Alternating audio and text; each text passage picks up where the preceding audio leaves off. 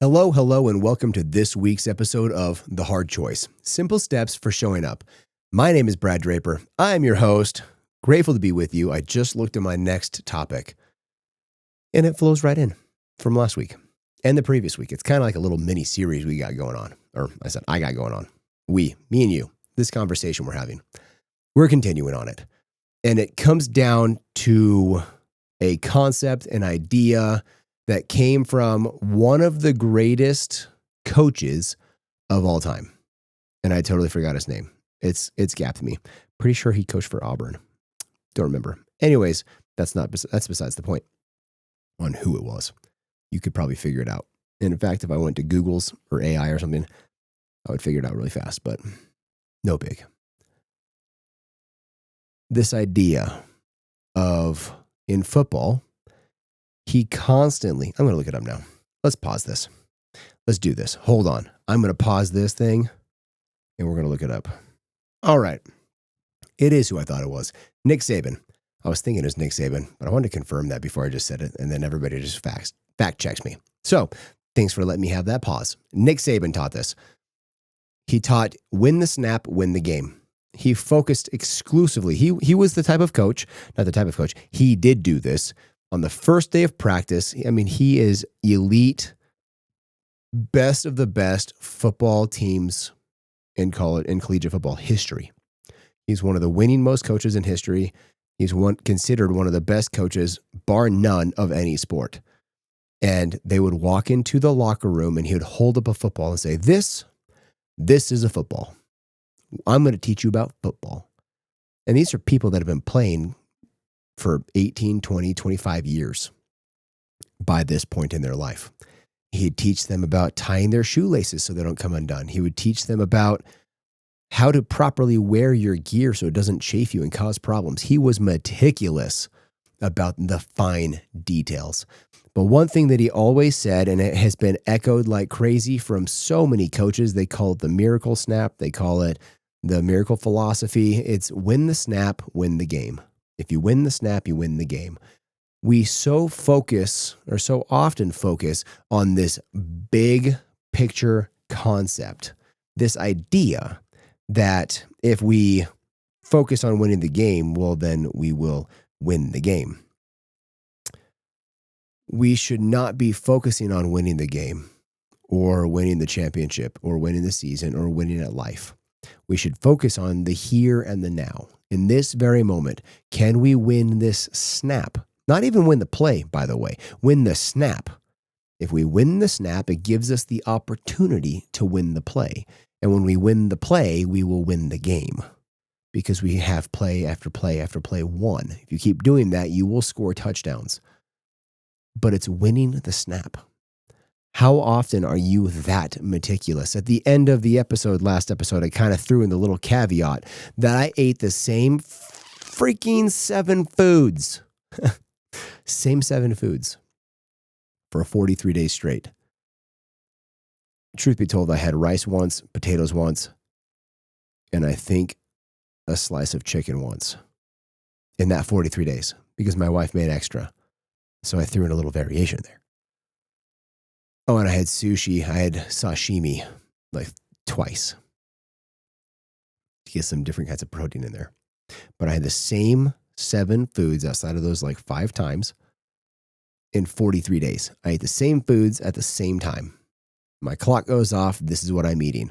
I would already have my food displayed on my FitnessPal by the time I woke up. I saved breakfast, lunch, and dinner as meals. And I would just put in breakfast high, breakfast low for high, low carb days.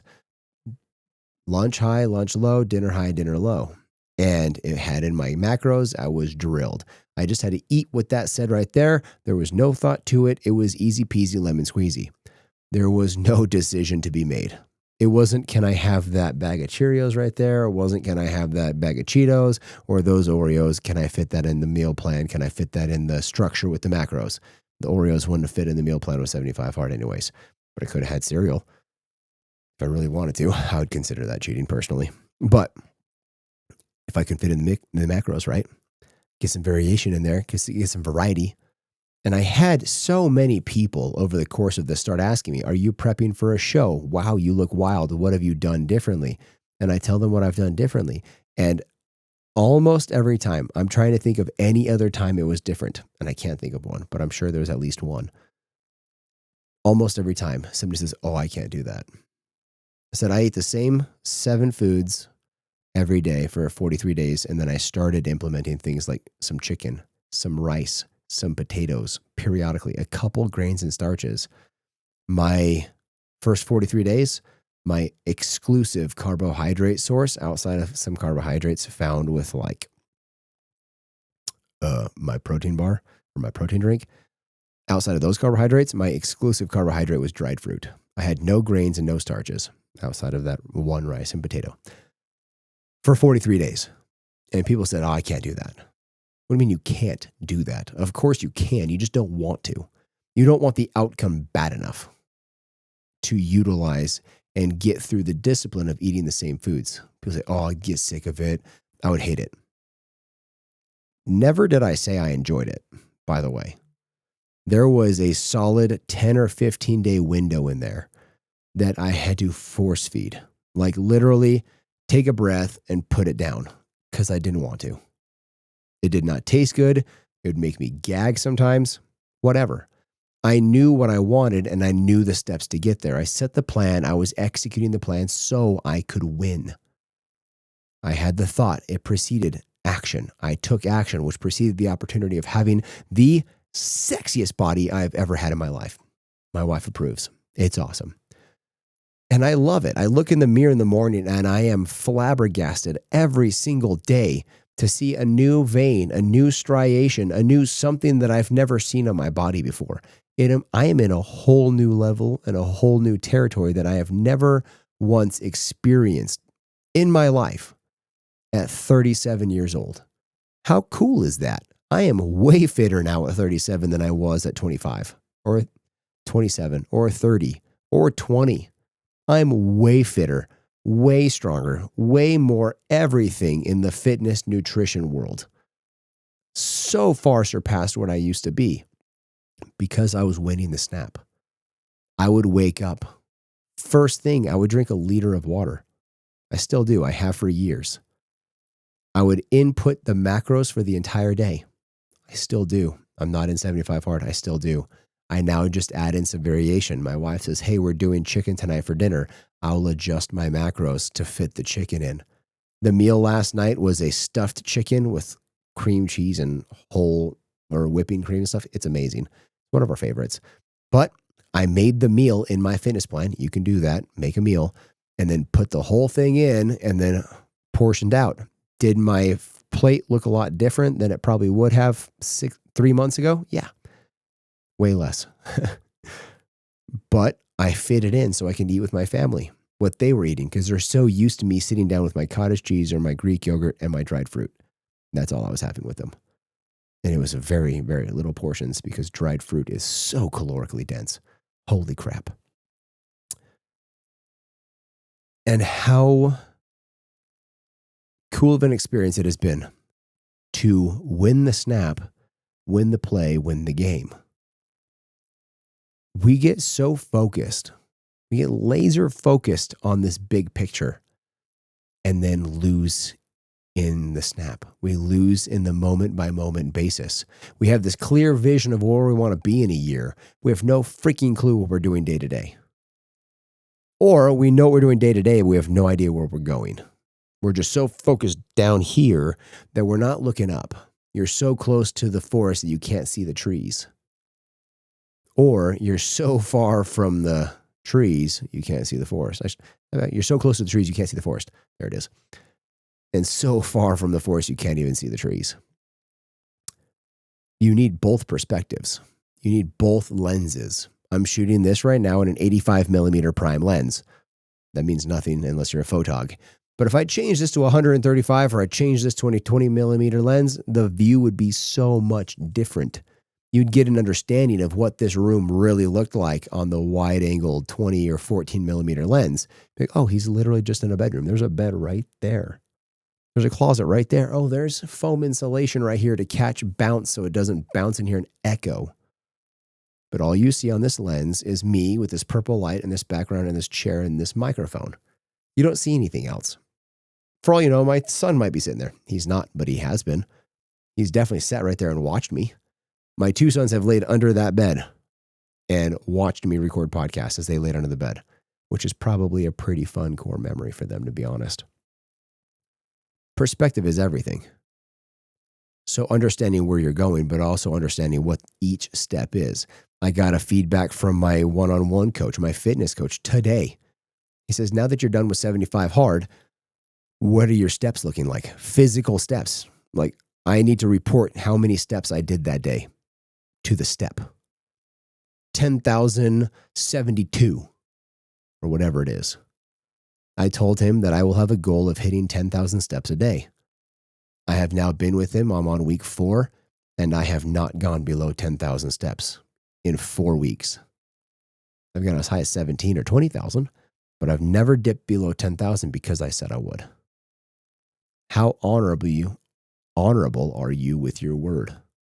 Are you winning the snap? Do you even know what the play is? Do you know how to execute the snap?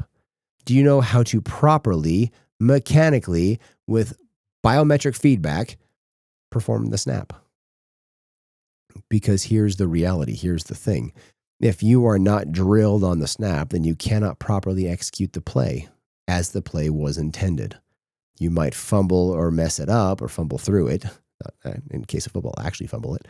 But you might muff it up. You might not run it exactly as it is. You might slog your way through, but it was not as efficient as it could have been if the snap was right. You can meagerly get through the play and get through the game and win, but not as efficiently as you could have. My son had his second lacrosse game. He is 6 years old. He is on the K1, so kindergartners and first graders. They are 5, 6, and 7 years old, and it's so cute to watch. And my son laid a kid out on Saturday, and he ran back and asked if I watched it and how awesome that was. And it was awesome, and I did see it. It was super cool to watch my 6-year-old lay out another 6-year-old and then get stoked about it because it just brings back so many good core memories for me.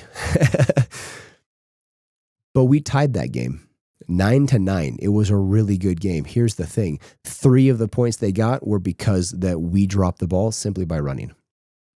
That's it. We dropped the ball with nobody around us. They scooped it up, shot, scored. Because at this age, there's no goalie. So if it's an open net all the time. And they dropped the ball right in front of the goal. They picked it up, threw it in. 3, we should have won that game, but we didn't because we dropped the ball. We did not win the snap. We tied the game. We should have won it. It should have been 9-6, but it wasn't.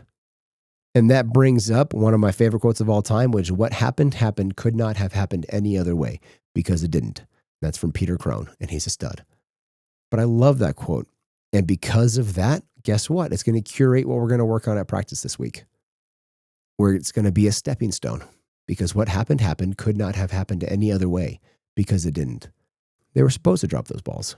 So we can learn to move forward properly and practice on these specific weaknesses so they can become strengths. I give men weakness so they may become strong, that their weakness is sufficient to me and become humble. That's why we have weakness.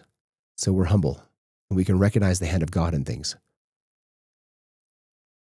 I'm trying to drill in your brain simplicity by small and simple things. That's what the whole last episode was about on 75 Hard. That was the whole episode before that on being intentional with your actions as an example. All of this comes together with being meticulous about the small things, because when you take care of the small things, the big things will take care of themselves. You don't need to worry about the big things when you're taking care of the small things. The big things just happen. But if you're focused on the big things and you mess up on all the small things, well, you're going to mess up on the big things too. It is that simple. People ask me how I get all of these things done in a day, whether it be dad duty, husband duty, home duty, father duty, business duty, coach duty, nutrition duty, religious duty. I mean, all these duties. So many things to get done in the day. I can barely even think straight. But it's winning the snap. It's doing the simple things meticulously. Order by order, line upon line, precept upon precept. You just move forward. That is how you execute. That is how you win. That's what I got for you. However, follow me on socials, Mr. Brad Draper. Leave me a review. I haven't had a review in so long. Just hop on Spotify or Apple and leave me one. That'd be awesome. Let's have a conversation with whatever you want to talk about. I love having conversations with people that listen to this podcast. It is eye-opening, it is enlightening, and I love it. Share this episode with those people you feel will benefit from it. It is the only way this show grows. Because of you, this show goes around the world, which is pretty cool. And it's little baby size. Even then, it still goes around the world. Thank you for sharing. I see it. Like this thing, subscribe to it, download it for future listenings. Until next week, I love you guys. Bye.